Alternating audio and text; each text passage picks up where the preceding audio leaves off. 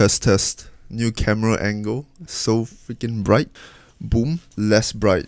Test, test, test. How you guys doing?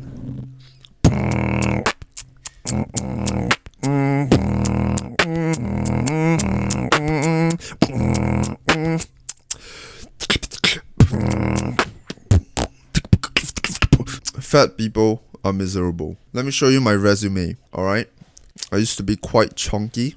Not even dad bod chunky, just no muscle, just flab, and it was beautiful. I can't really call it skinny fat because in no essence was I any part of being skinny. There are three polarities: skinny, muscular, I almost fell off my chair, and me. By me I mean fat. Being skinny and muscular are relatively socially accepted, especially skinny guys nowadays because of feminized culture. I did not mean to hit my camera like that. Yeah. Okay. I love this camera angle with every ounce of my soul. But fat has always been the punching bag of the three polarities. And with reason, you glutton. I remember having to pull my shirt down every 5 minutes.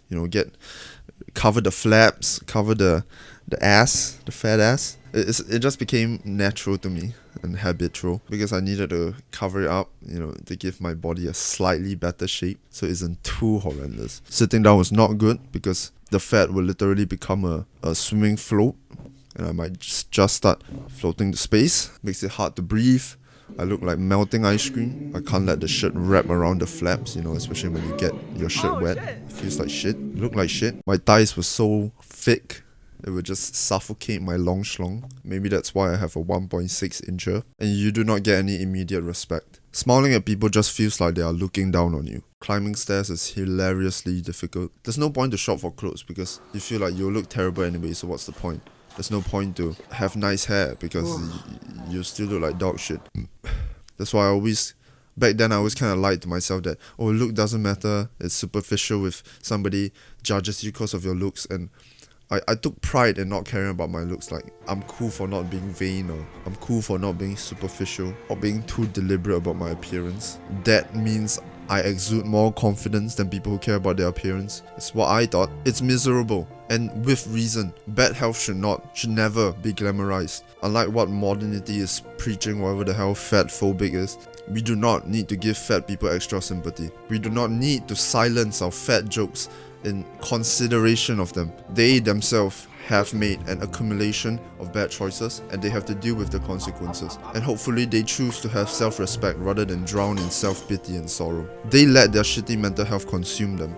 We can only be honest with them, especially when they're our friend. We don't act like they're not bulky as hell. Warning, your song is hella loud. No matter how much sympathy we give them, they will still suffer the mandatory effects of their bad choices. They will still be subconsciously looked down upon, and they will still be deemed unattractive in our heads. They will still have difficulty climbing stairs, walking, running. They'll still have difficulty breathing. All they can do is eat less, move more if they want to look better and feel better. Don't get me wrong, it isn't going to be the easiest road, but taking pride in fitness is something that changed my life for the better in every way. It's simply biology, unfortunately, or fortunately. Keeping fit, having a good physique, commands respect, and it's simply just intrinsic. It's kind of subconscious. We don't consciously do it. Many people will say that it's very self-absorbed to care about your physical fitness.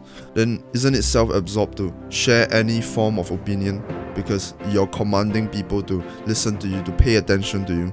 Isn't it self-absorbed to style your hand anyway? Isn't it self-absorbed to put on clothes that look nicer than common clothes? Isn't it self-absorbed to buy new shoes? Isn't it self-absorbed to breathe because you think you deserve to live?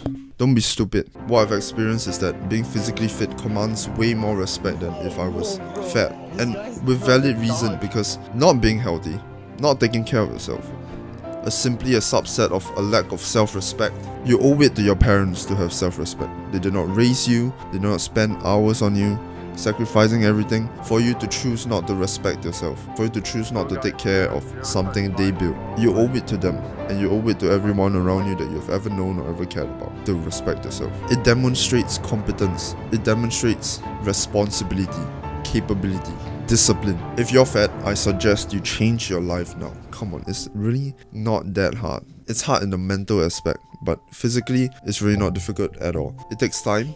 You might have a lot of things on your plate, one step at a time. We can curb this. We put 10 minutes a day, 30 minutes a day. We have 30 minutes a day into fitness. That's really all you really need if you just want to lose weight. We practice good habits like perhaps intermittent fasting or black coffee in the morning to decrease appetite. You can change your life. Now, you can do this, brother.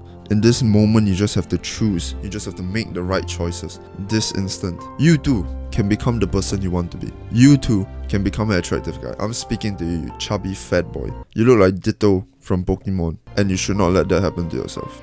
Every boy, once in their life, that has some intrinsic masculinity will always be somewhat drawn towards a good physique or good amounts of physical strength. It's just biology, and you want it.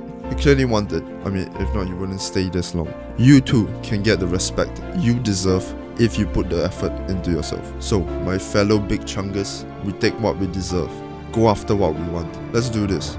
Aren't you tired of looks and stares and you know exactly what they think?